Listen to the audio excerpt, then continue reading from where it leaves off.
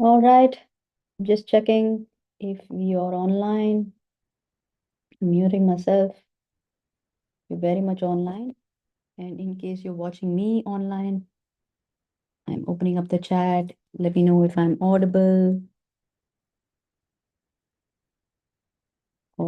and visible. Super. I'm starting the record. I'm opening up the chat in YouTube. If you're watching me live, give me a thumbs up, give me a smiley, you know, because this is a very interesting topic, right? All right. So, how are we going to use critical thinking skills to help us resolve conflicts in relationship and handle relationship like a pro? We're going to touch upon three skill set, important skill set, where three subdivisions in order to angle this particular episode. One is to understand how analytically we can approach relationship issues because it is more emotionally driven, and it is important for us to keep our logic in place at the same time, not jeopardize the relationship. At the same time, how you can understand each other's perspective, even in the heated situations. When we're trying to be assertive, we don't cross that line and become aggressive. That is more important. That can only happen when you have something called empathy skills happening in you. Okay. And then thereby, how can you use critical thinking to to strengthen your connections? Strengthening connections can be outcome, or staying calm under pressure can be outcome. Analyzing situations can be an outcome. But for you to reach that, we're going to use critical thinking in the relationship area. Okay, that's a very interesting topic today. And I'm sure if you've been watching this episode by now, you know that we are unlocking EQ brain skills, that is activating your left brain and right brain through this entire series of 100 days. We have been discussing about many key skills on emotional intelligence. We started off talking about resilience and applying resilience in many areas like a parent or a leader, or if you're an entrepreneur, how resilience is going to help you move forward, bounce back like a pro, and also logical resilience and emotional resilience. Similarly, we saw emotional agility. We also saw how you can build emotional insights, and we dwelled into problem solving. And under problem solving, critical thinking is an important aspect, because why are you solving the problem? Because you need to arrive at a particular decision, right? We have to cater the daily challenges as well as solve the bigger problems that comes on our way. And while you solve problems, you are taking a critical decision there. And when you want to become a you know talented decision maker, when you want to have decisions, smarter choices in life or in business or any in dimensions of life, it is important you work on these skill set to be able to decide smartly. We're talking essentially about how you can handle emotions as data and lead through logic. But back of your mind, emotions should be a data point. You just cannot ignore or dismiss emotions happening within yourself or happening around people around you. That is essentially why we're calling this as emotionally intelligent. You're using your intelligence to you're using your emotions to drive your intelligence. Okay, just by taking only intelligent based decisions, you may be dismissing the people point of view. And at the same time, when you're emotionally charged or emotionally driven during your decisions, during the process of making decisions, then you're dismissing the process, the data point in it. The logic will, if the logic is not stable, the foundation will not be strong, and it'll shake you up as a person. At the same time, when you don't take care of people around you or your own emotional needs, that will also shake you up in the long term. Maybe it'll be suppressed right now, but when life triggers, the darker side of you will eventually come. It's the same case when you've not been able to address emotions around you. That will also explode. It's a similar case with if you're a parent, you know by the behavior of the child will let you know there is something wrong. If your spousal relationship is not smoother, you will get to know there's either something from your side or between you or from the other side. Somewhere you're getting constant clues from life. You cannot dismiss that all or data. On that note, taking emotions as data today, we are looking at critical thinking to help resolve conflicts in relationship, to make your relationship better and go beyond. We are on day 19 and we'll see how we can angle critical thinking to strengthen your bond and connection. What is critical thinking in relationship F conflict? How are we going to use left brain and right brain to use the critical thinking aspect? And essentially, when you're applying critical thinking, which part of your brain is activated? You all know that the series is dedicated to busy moms, because while we are juggling with multiple roles, it is important to cater to our needs emotionally, physically, mentally, and spiritually, so that we become resilient to overcome any challenges and become bigger than the challenges. But for which you need to be exercising your left side and right side brain. We all have been given brains and we are all using it. Okay. It is not only Einstein who has used this 9% of brain, and we are all in 1% and 2% of brain only. The capacity of we using our brain is only very, very, very, very minimum, because we are constantly on autopilot. We are stuck with routines. We are stuck with the comfortable positions. We don't want to change, and change jitters us. In order to, but the ironic part is change is constant. We have been dealing with constant changes. And how are we preparing ourselves? How are we guarding ourselves for these challenges and changes? Essentially, it is important to activate the inner talents. EQ is the wisdom lying in you already. This is not a fresh subject. It is already within us. It is in our tradition. It is in our culture. It is with people around us. It is in us. Even a child is emotionally intelligent, driven. And if you understand the cues from the child, you can measure their emotional quotient. Their activities, their actions, their words will let you know. It's similarly, if you want to strengthen some area where you think there is an area of improvement for you, you would have to think the strength of you that you already possess. So if you can leverage your strength to work on the area of improvement, that's going to ease you up from burden, not get overwhelmed, not get, you know, self-sabotage. You don't have to beat yourself up. That is exactly why we're doing this series. The series will give you that awareness, what is already a strength in you in terms of your own left brain and right brain talents. Because brain, the talents is in within us, inside our brain. We just have to tap that power. We just have to tap the strength to work on it. The 100 days of topics is an exercise for you. If you have been watching continuously from the day one, by now you're tuned to listen to words like emotional intelligence, EQ, brain skills, left brain, right brain, strategies in it, right? And I'm also doing this series in podcast in a very short format, deciphering and directly dealing with the strategies of left brain and right brain directly. But in YouTube Live, since I'm coming and presenting to you with a little bit of visual aids, it is important to tell you what is it decipher. And if you've been watching from the beginning, give me a smiley and which topic was more interesting for you. That will help and inspire me to move forward and pick up those skills and work on it deep dive. And if you can post your queries, maybe I'll prioritize that particular skill in this 100 days. Maybe that is coming up, but if you insist, I can pick that up for you and talk about it earlier. And I will give you a shout out if you are giving me that cue that whatever you want to work on, I'll cater to that. I'll give you that reward for letting me know that you've been watching, and it is very important to me. It means a lot to me.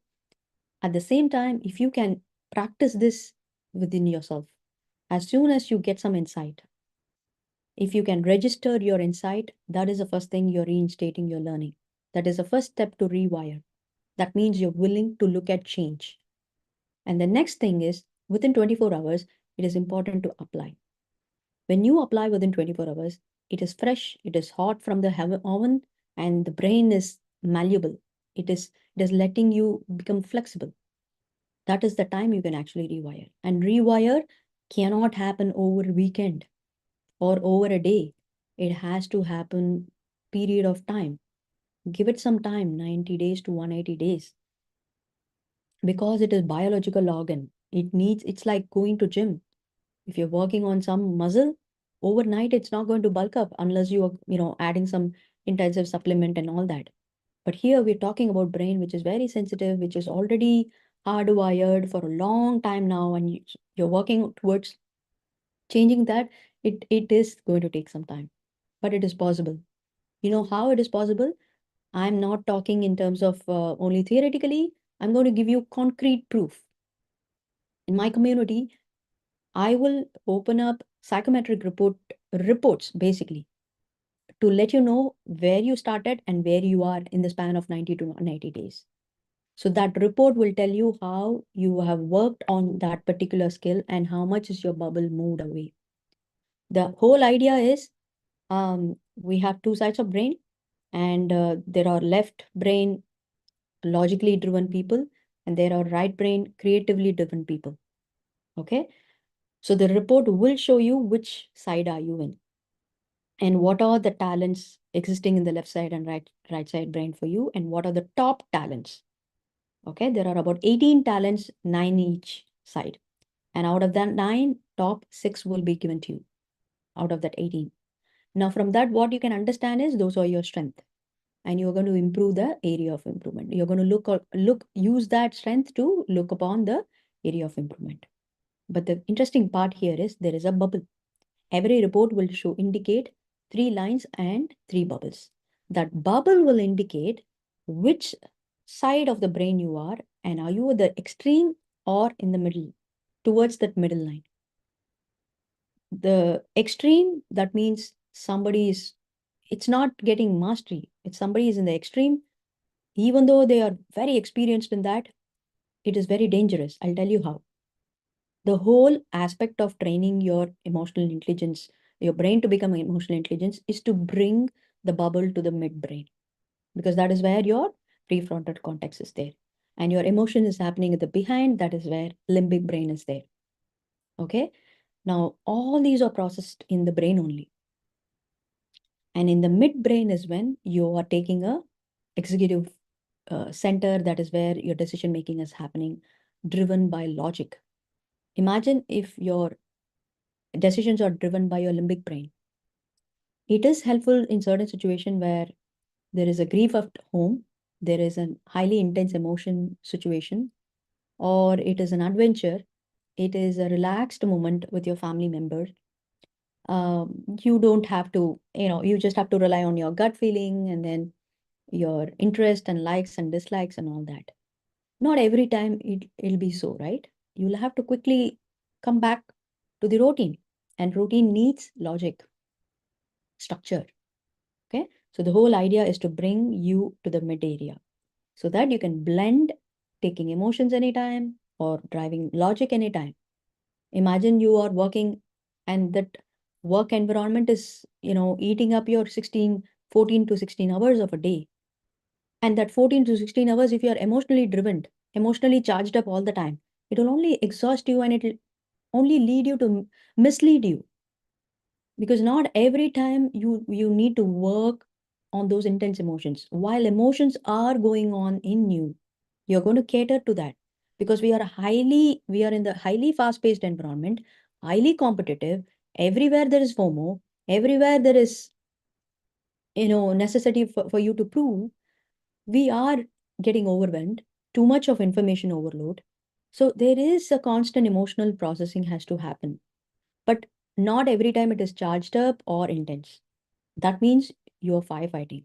And firefighting will lead you to only burnout. Okay? Everything will talk in dosages. But now the point here, what I'm driving is this entire series, every episode is driven in a 6-step format, where I will give you an introduction to the importance to the series, why are we doing what you're doing, and particular skill, deciphering whether it's left brain or right brain, or it is a combination, how it is affecting your brain styles. Once you understand, the definition of it, the approach that we are taking, then we will get into pros and cons of that particular skill. What if you have that skill as a strength? What if you don't have? And what are the barriers? What if you overuse? Remember, we are talking about neuroscience here. The overuse is not equivalent to mastery. As much as functional we are, that is where we are emotionally driven. So that you are in the middle and can take the blend of both logic and emotion.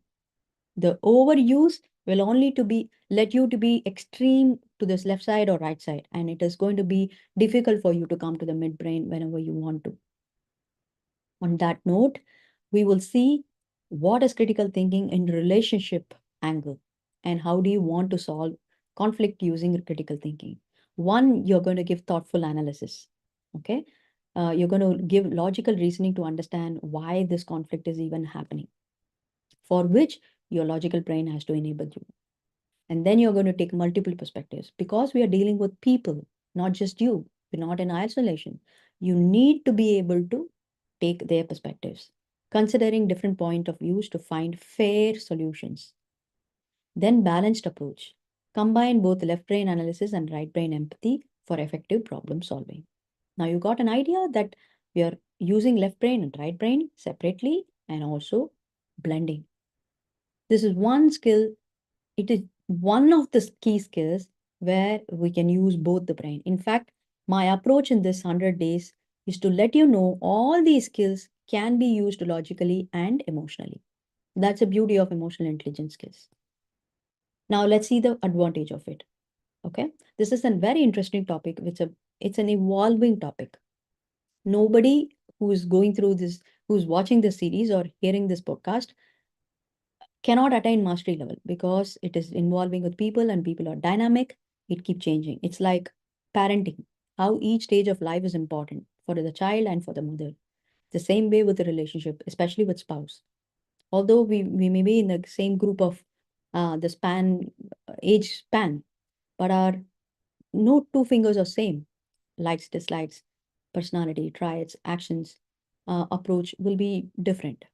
And how are we going to blend, taking into consideration emotions as data, logic as data, their patterns as data? Same with you.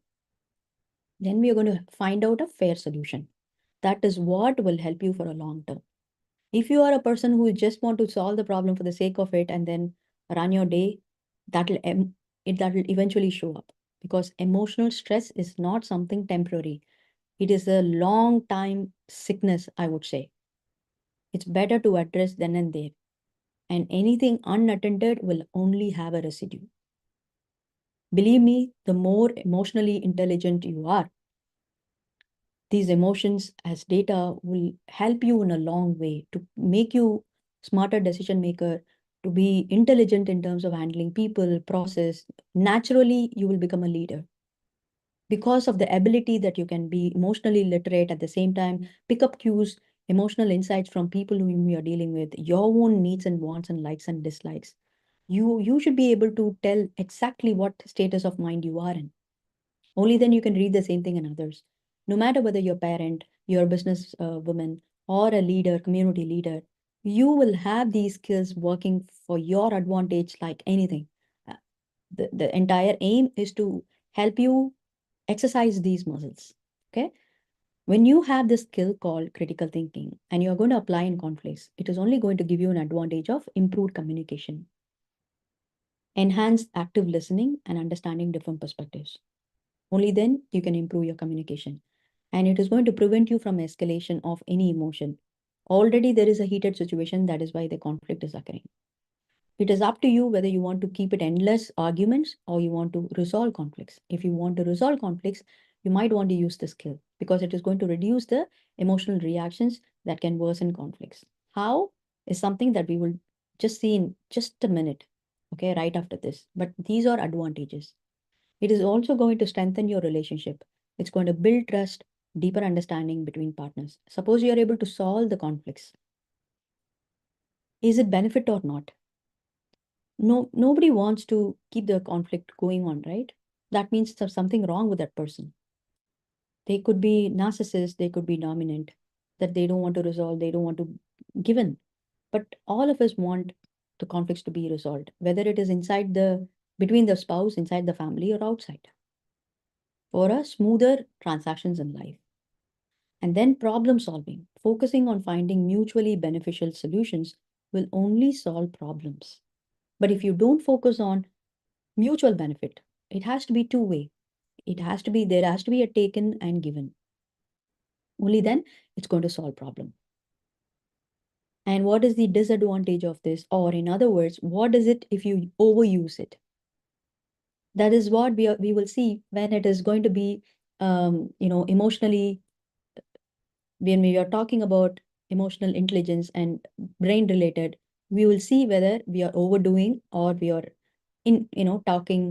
keeping it in limit. The reason why it has to be in limit is because it will take time. It involves time. It drains you. And the more it drains you, the more you're going to feel energy drain will happen. The focus will not happen. The brain will get affected. It will not give you that straight thinking. Okay. When you are emotionally charged because of this conflict, can you think straight? It's not possible. But if you're going to overuse it, it is only going to drain you and take more time on processing it. By the time the heat of the situation will also get increased, it's not going to reduce.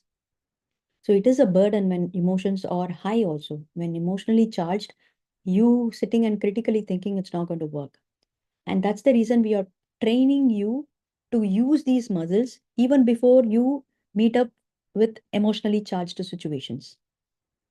We don't want to do, it's like if you're not, your fitness won't occur when you want, right? Your weight loss is not going to happen right when the day when you want. You should have been working before that.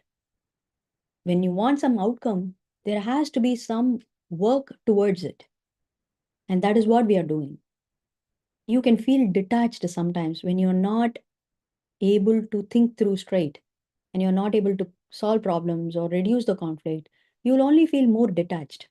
You want to just go away from it because it may seem emotionally distant as the focus shift to analytical thought. If you can, okay, let's talk about the overuse of critical thinking. This is not the outcome that we want to say. We want to call this particular slide is very, very important, that we are not talking about, not essentially, we are only talking about disadvantages of not having this, but also telling you it's a very tricky thing when you're working on your brain skills. When you overdo this, what happens? It is only going to distance you from that person, that relationship, that process. Because the more you start analyzing why it happened, why that person has to say, what happened before that, what happened after that, there is a shorter amount of time that you can still spend because you're going to get data. But the more you dwell on it, you're only going to get analysis paralysis. It will take you to a different angle. And you will forget the objective of it. Instead, you will sit on it subjectively. You will start dwelling on the subject more, either it is person or situation more. You won't look at the outcome because the more time you spend, the brain is allowing you to be in the dopamine mode of maybe you're tuning your body and it is getting autopilot because the body is getting instructions from where? Brain. So you're tuning yourself to be autopilot in that. Whenever there is a problem, okay, now I like to think. Okay, let me sit and think. You won't get into action. There won't be problem solving. You'll only think because thinking, maybe thinking makes you very comfortable. It's happening within you and nobody is knowing. You can sit and think. Maybe people think that you're in self-control. You're not leaving any word out or you're not acting very rapidly, all that. But inside you, you know that you're stagnating. Very, very tricky. Okay. And then risk of overthinking can lead to indecision also. You won't act on it when it is needed. Then what is the use of decision making? What is the use of having any skill? Even if you're a good, maybe you have a solution in you, but if you're not taking action, people will not know that you have a solution.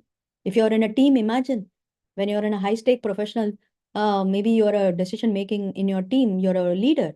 Suppose you are thinking in your room, sitting and thinking in your room, having a coffee, just sipping and relaxed. Very, very critically, you're very intense inside.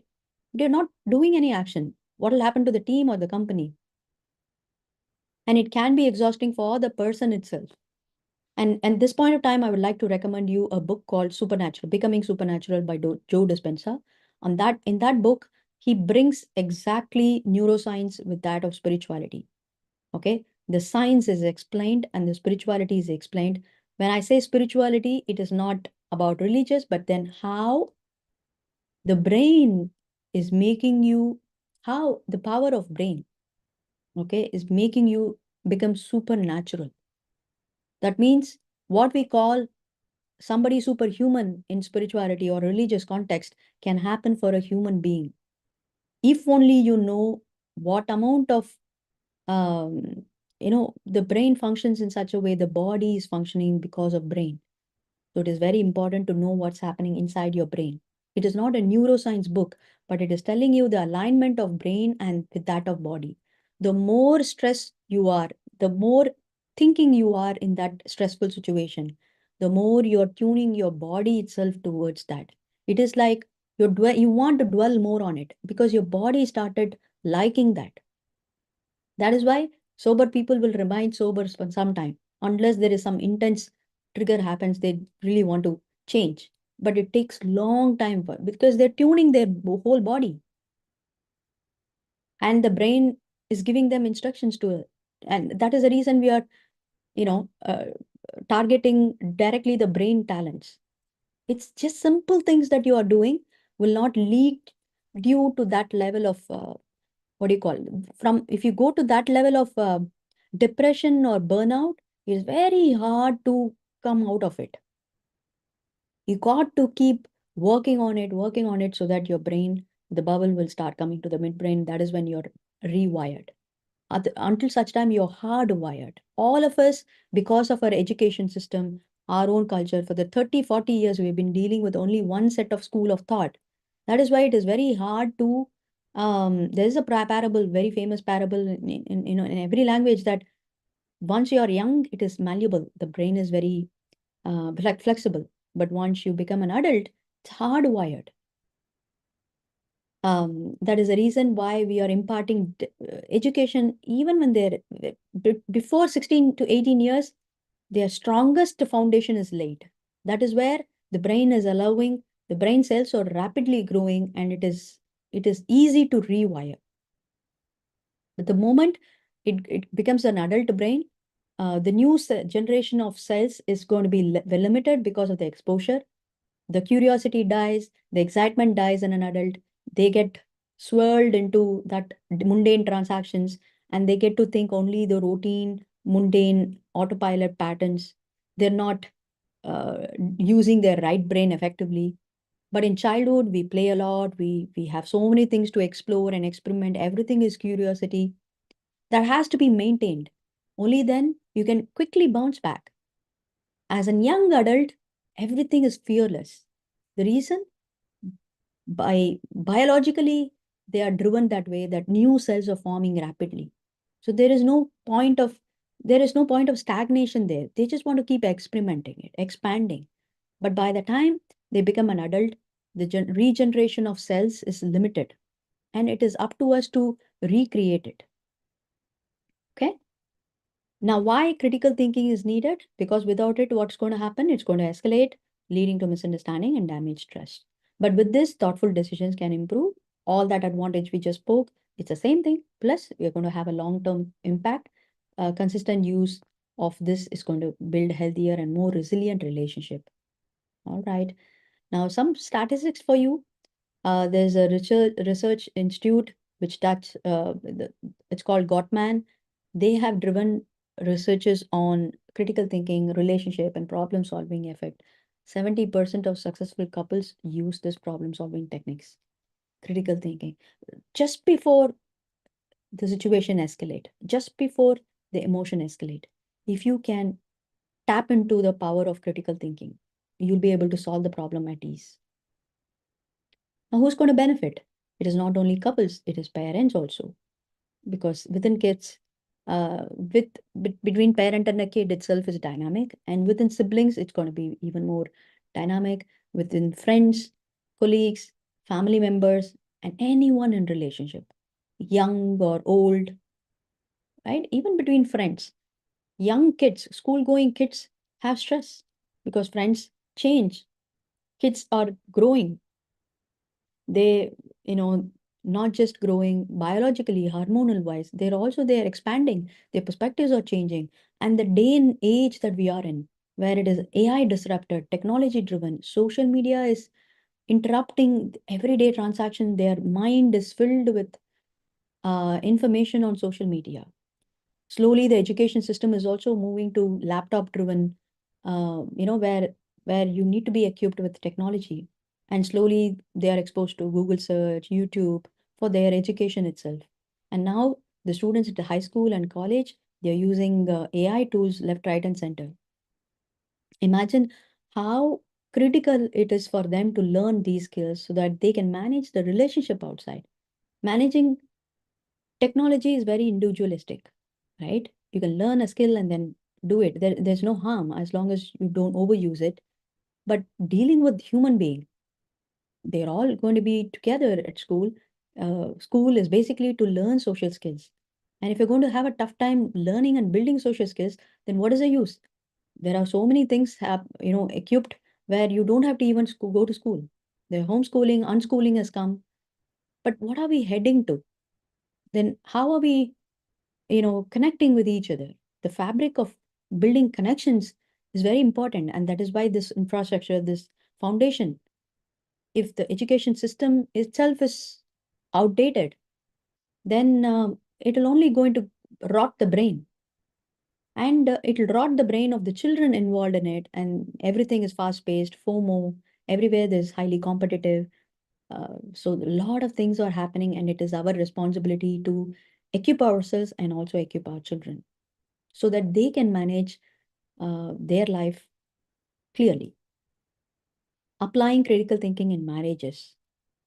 If you're, in spouse relationship, it is important. Right now, we are talking about application, and then very soon we will talk about 5 strategies and a case study to give you some more evidence what is happening with successful people around us, and a little bit of tips to enhance the skill. Okay. On that note, where are we applying this?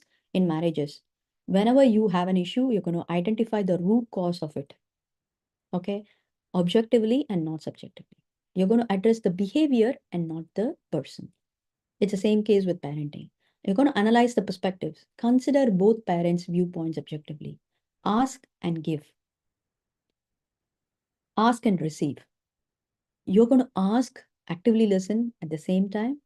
You should find an opportunity to put across your views. That amount of fairness should be there, taking turns and finding that, not compromise, in terms of adjustment, and finding that convergence. Working together to reach a fair solution is important. Okay. And then parenting. Listen actively. Understand each the children's concern without passing any judgment. Need not dismiss their feelings or experience, whatever they are going through. It is their experience. No experience is false. You're going to analyze the behavior, identify the reasons behind every children's actions or conflicts. And you're not going to address the child immediately. You're going to address the issue, and then eventually the child will change. You're going to have a collaborative solutions.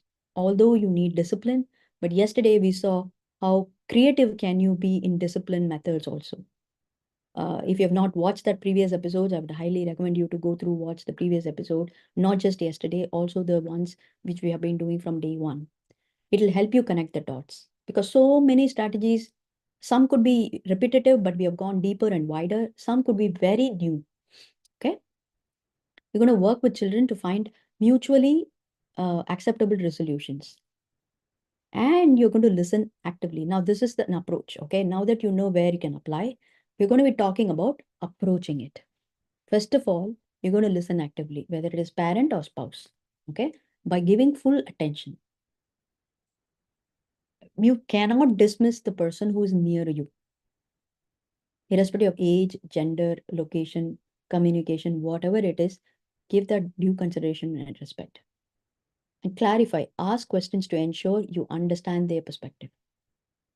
Before reacting, if you want to exercise critical thinking, first is to listen and ask clarifying questions. And then try to empathize, try to understand where this emotion coming from. Behind their words, what are the emotions underneath? Read in between lines. And you will be able to read between lines if you can listen carefully, paying full attention. Then asking clarification, because maybe we are not telepathic, nobody is telepathic. It's best to clarify if this is what it is. Many times I have noticed, there were many times I have also misunderstood. It's the same way with my husband. There were many times we'll go all about it and then come to an understanding, oh my God, this was the basic mistake. Because we are all charged up, and it's in the heat of the situation, we just go for full ride, attacking the subject, that is our own selves, or attacking the situation. But instead, we are not looking at the root cause of the why the situation even got created. Sometimes we could have spelled out, but in the heat of the situation, because we have not actively listened, we missed that point. We missed to know that this person has not understood the basic point of where I started. That is not that person's mistake if he had listened fully. It could be a mistake from my side where I was not able to comprehend because I'm also equally charged up. Or mostly it'll be the other person where we're not able to listen fully. We want to immediately react and give, answers to it. We only hear it out just for the sake of, hearing it. So listening is even beyond that. Listening the body language, listening to their emotional insights, you will get cues about where they are driving and where are they coming from. And that is why, you will have to go back to the previous episodes, watch those episodes where it'll allow you to be emotionally insightful, emotional agility, and emotional resilience also. Sometimes you're also charged up and you need to come out of it, right? For your own self. And so that maybe you are in a highly, responsible position, whether as a parent, as a spouse, a family homemaker, or a leader at the office, you need to also bounce back. Otherwise, your team will be in jeopardize, right? Then identifying the root cause. Surface issue. Recognize the immediate topic of conflict. Okay? Surface the issue because, again, objectively going and understanding what is happening behind this. Instead of taking the face value, what are they talking? How is their tone? How can they talk like this to me? All that, something that you have to address. Okay, but that's not the main problem. Most of the times we are just we just got swayed by the surface context of it, the surface content of it, but we most of the times we don't look at the context as to why it is all surfacing. That is where the root cause. And then deeper analysis, looking for underlying emotions, the unmet needs, the unattended residue, mostly that will pile up. That's where the explosion is happening. If you can work reverse, then you will identify the root cause. And then the true cause, identify the core issue. That is exactly what I said. Work reverse to understand the true cause to drive that conflict, not the other way around. Okay. In summary, if there is anything surfacing, without you going by the face value of how it is been applied, of course, for you to moderate the situation, the intensity, you might have to, let them know that it's going overboard or the tone is high and all that. But that's not the issue. Because of that, you just don't have to attack that person or that situation. The issue could be something else, for which you need to critically think. Okay. And sometimes manage emotional reactions also. It is very important that when you are able to solve, I'm going to be showing my screen.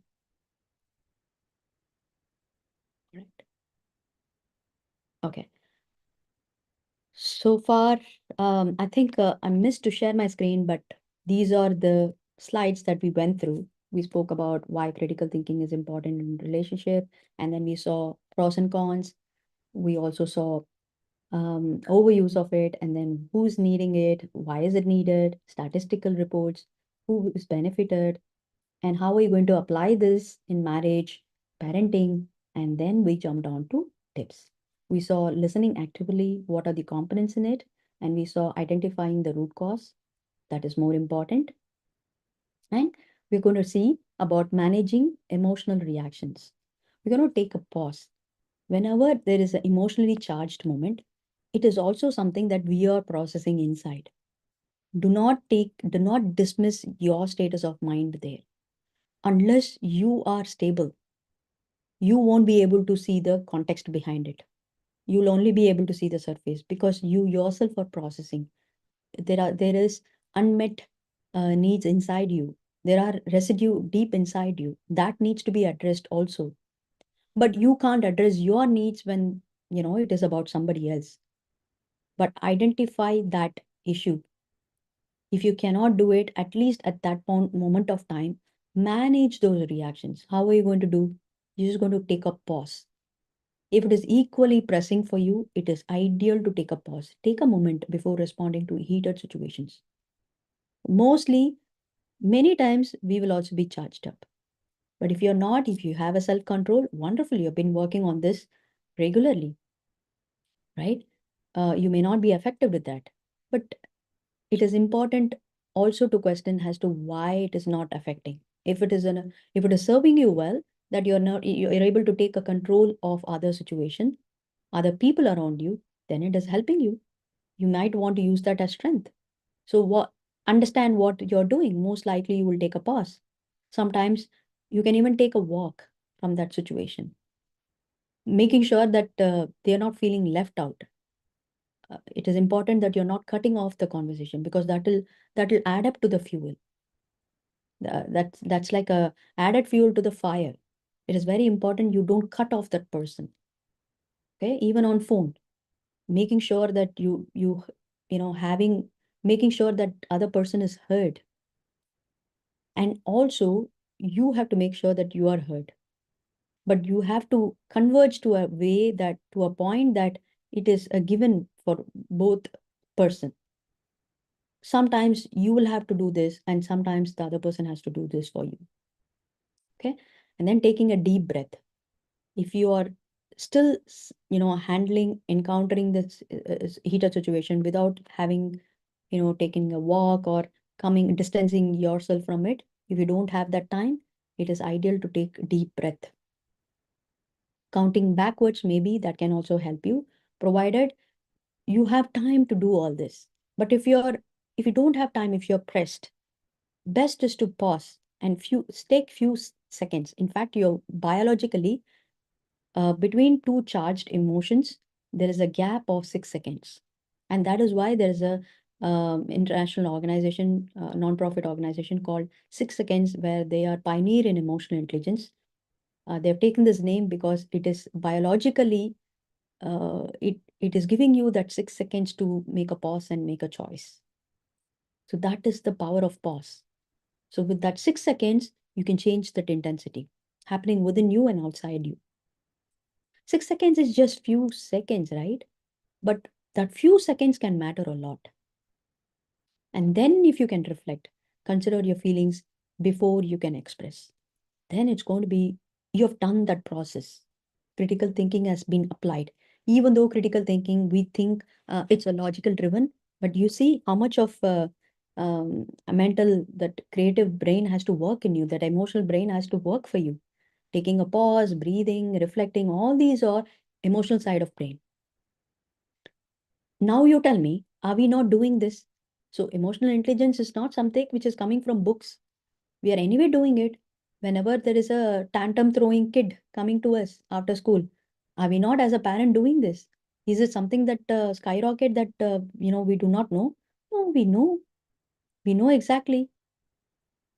We do that, right? And second thing is how we consider multiple options. The next one is how we consider multiple options. When it comes to brainstorming, it is important to generate options. The reason why we brainstorm, even the picture shows you mind map, right? It is not only with the person whom you have problem. With spouse, you have no other person, right? You'll have to brainstorm with that person to get ideas. If it is emotionally charged, you can at least brainstorm within you, deriving options, solutions for it, without passing any judgment. And you're going to evaluate each solutions having a potential impact on both the parties, for which you should be aware of where you're standing and where you want to go. Is it a short term, long term? Are you doing it for your own self, or is it for your spouse and including your children?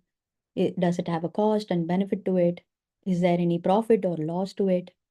Money terms, time, effort, resources. You're going to choose that, select the most fair and beneficial option out of it. Now, all this can happen when you can apply some critical thinking before reaction. You can even take time, ask time. You can even say, I feel a little charged up. I think I'll take some more time and come back. And you do go back. When it is relationship, spouse relationship is very important to give that assurance and be committed. If you say you will go back, you will have to go back. And with that possible solutions, instead of you accepting not having a solutions and then hitting your head, it's of no use, right? You might as well want to fall off for that moment and then go back and not again create a charged situation for it. You are arriving there for a fair and win-win and convergence for that matter. Your intention for you going back is not again pulling a fight to arrive at a solution. Okay. And then evaluate long-term impact. How do you do that? For you to arrive at a long-term impact, you should know where you are. Point A to point B. You should know where the point A is. So you should know present situation considering the immediate effect of that solution. Suppose you are right now wearing the hat of a parent, you should be able to consider what is the immediate effect that it has on you and on children or spouse or family and work. And then near future, what is going to happen? You're going to anticipate that impact in coming weeks and months only. That much we can plan. Maximum we can plan for 1 year. Over and above, it becomes a long-term thing. But right now, what you are thinking is not for that long term. You are handling the situation for which you are working 1 year itself, it's a long term. Because you got to go back. You cannot keep dwelling. This is not the place for you to do a goal setting now. You're exercising critical thinking. Okay. Time span is also important. You remember, body, the brain will get tuned and the body will also get tuned. And then it will make you become very, what do you call, extreme critical thinking. And then it becomes very tough for you to, that is why most the spouse relationship will have a problem, because the bounce back ratio is very, very low, right? It is very important to catch back. Um, this I learned from my mentor, and we are trying to do this, but sometimes people are very dynamic. Their journey of understanding could be different. So we are working out to resolve our conflicts within 24 to 48 hours, which is, we are just giving the maximum time of 48 hours. We always want to ensure we don't sleep with problems. So that amount of maturity has to come. That can come only with right kind of intentions, right kind of goals in your mind. And it has to be a work from both the side. Okay. Then comes compromise and collaborate. As I said, need not be compromised, but converge and collaborate. Because you somewhere you either parties has to adjust, and you have to figure out which one you can adjust, and the other party also, based on values you have, your own goals, likes and dislikes. Somewhere you have to converge. That is what is compatibility. And from there on, you're going to work with each other. Collaboration. So you're going to share your needs, express your ideas, desires, listen to your partners also. Actively listening. Go back to the first step. How do you listen? Okay. And then find mid ground. Look for solutions that satisfy both the parties. Always mid ground, mid brain. Remember this keyword.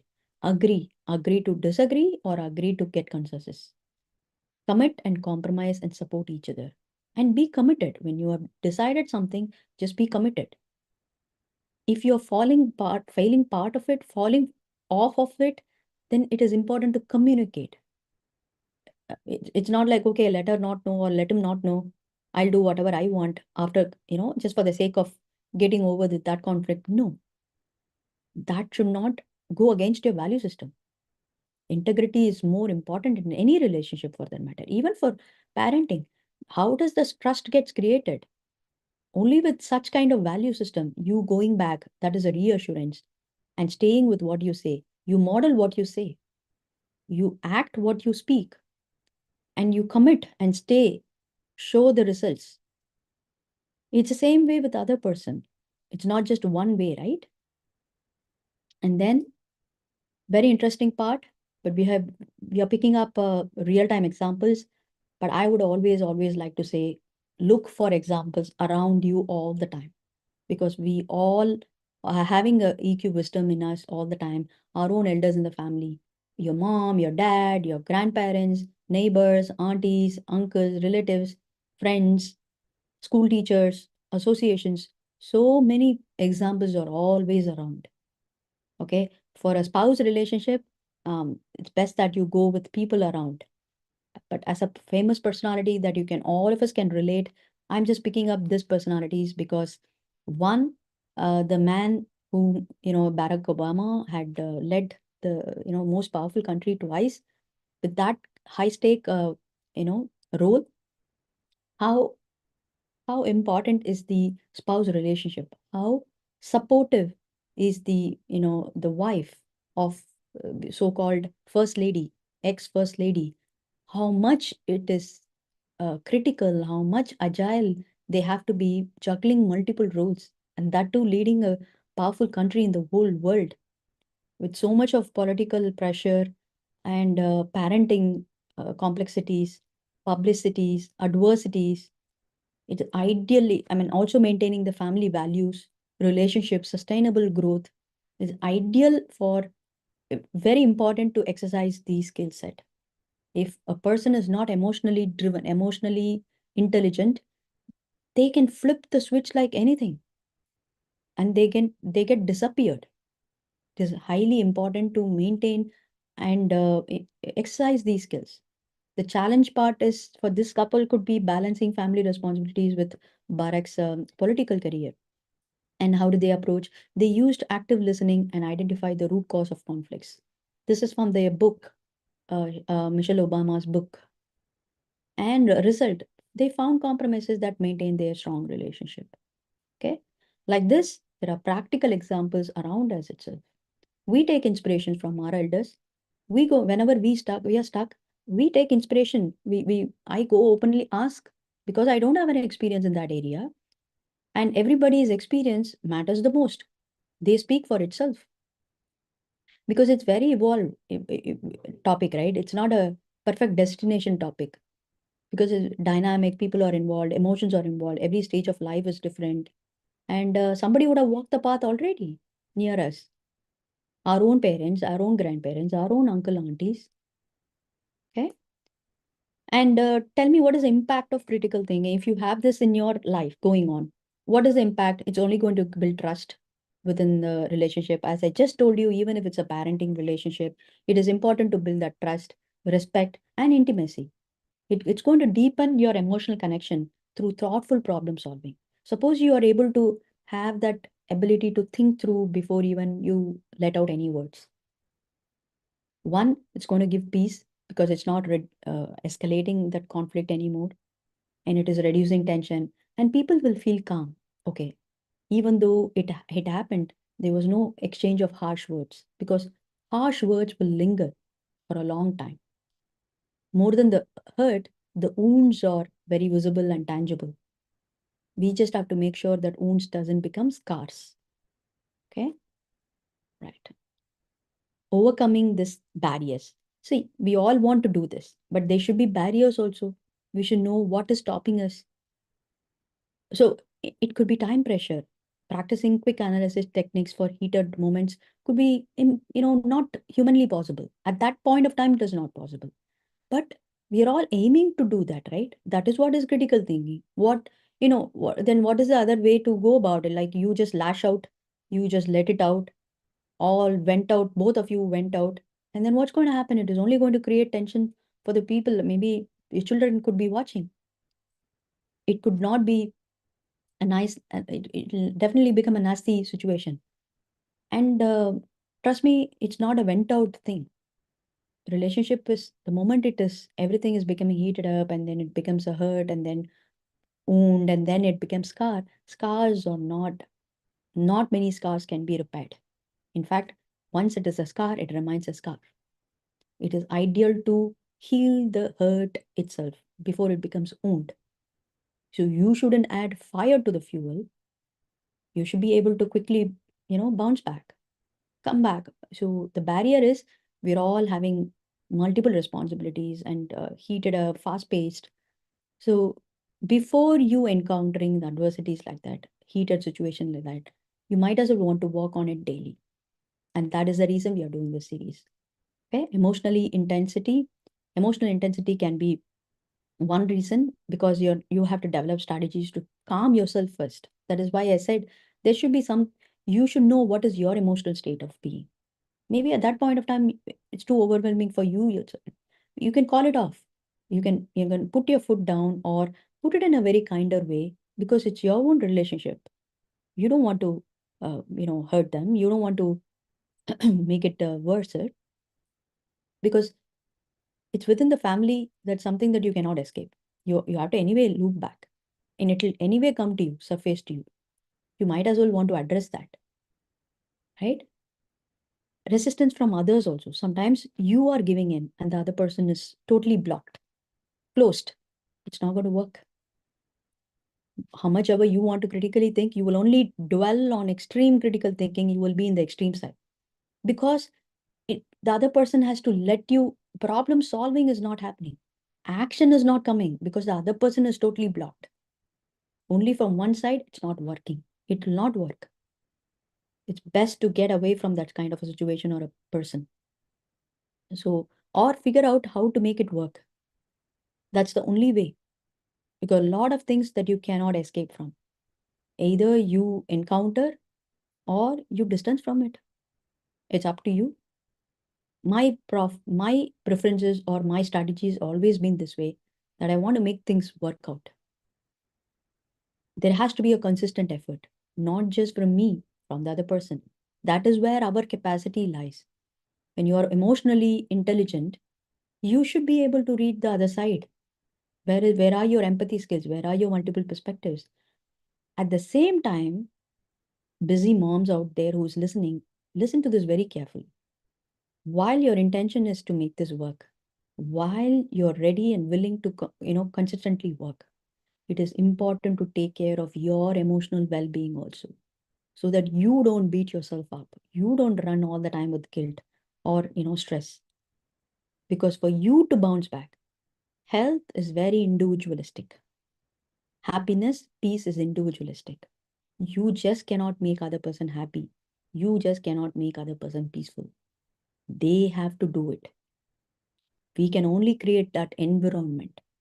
It goes for your favorite child also, or for your partner also.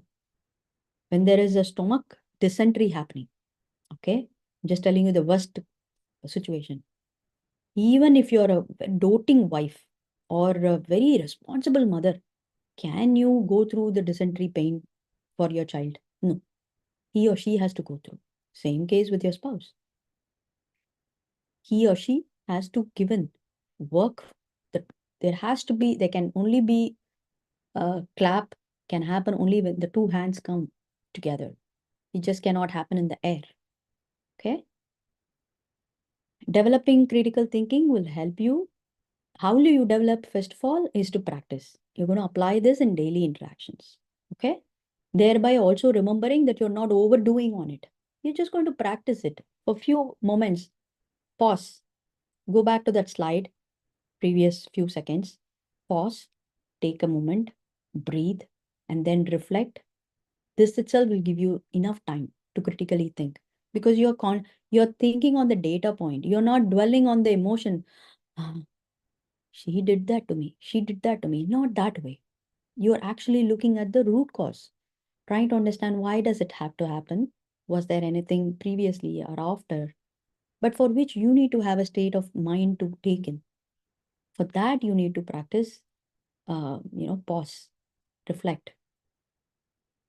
And then you're going to reflect on analyzing the past conflicts to improve your future responses. Suppose you have dealt really very good in the previous instances. You might want to, follow the same thing.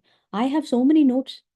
I'm openly telling you, whenever there is a fight, we would have taken compromises, or we would have agreed to disagree on certain things. We would have agreed to converge also on certain things. That gets, sometimes we get overboard on it, we forget, because we are working on it. So by the time it gets rewired, you're constantly working, right? We are evolving. So I might forget. So he also knows what I need. Sometimes he also forgets. We take a note of it. There's nothing wrong. I'm for, logically taking the pattern of my own self, trying to understand where I'm doing this on a daily basis for my emotional well-being, both myself and for my relationship. I just pick up one thing and go make sure that I take a pattern of that. I track it and then learn it. Okay. And then long-term benefits for critical thinking in relationship, stronger bonds, building deeper and understanding over time, develop clear and more empathetic dialogue.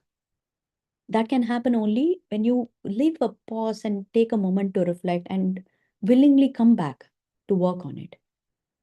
That is exactly why resilience, creating a relationship that withstand challenge and grow stronger. For you to bounce back in relationship, that ratio of coming back should be higher, not taking long time. Then you're not resilient in relationship. And then you got to integrate both critical thinking into daily life also. There could be daily discussions that you can practice. Maybe having a chai together, maybe morning time, evening time. You'll have to figure out that common time which can work for you. Have a hearty discussions. And then decision making. You're going to apply critical thinking in smaller choices also. Okay. And self-reflection. Regularly assess your thoughts and reactions. I just gave you example. I've been practicing my daily rituals. I track my daily rituals also. That itself is giving me the pattern which place I'm lacking. Sometimes when I'm not doing that, I really feel the huge gap of something is missing in me. Similarly, I told you I take notes for the missing points of what he's expecting out of me and what I'm expecting out of him. Because we're all human being and we tend to forget while we are working to develop on it. So immediately we'll go over our notes and then quickly, resume back where we left. And then final thoughts. The power of critical thinking is a transformative tool. So it's not, this can revolutionize the way you handle conflicts for sure. It is going to embrace lifelong learning in relationship skills. And it will have a positive impact because it is going to strengthen all your relationship with this valuable skill. Okay. But you may have questions whether do I already have the skill or not? Or where do I start from? How do I improve? One thing is go back to these episodes, try and connect the dots, learn, and then register your insights as comments. That is only going to give you another reward, which I will tell you exactly in a minute. But when you want to assess where you want to stand, I'm giving you an access to awareness quiz bundles where you can access questionnaire, which will tell you exactly what is your score of critical thinking skills, especially when you're dealing with conflict resolution within your spouse or your parent. But with parenting, we saw exclusively yesterday about how to handle. But this one is more towards resolving conflicts with your spouse. And there are areas where I would give you extra tips and strategies, like how can you actively listen? What is your emotional management techniques? How you're able to arrive at a solution, and how can you find the root cause, right? And how can you display calm demeanor, long-term impact, confidence in conflict resolution, empathy and understanding, and reflection movement. So these areas will be in terms of tips and strategies, and as a questionnaire format to assess where you exactly stand. This is all coming to you for free of cost.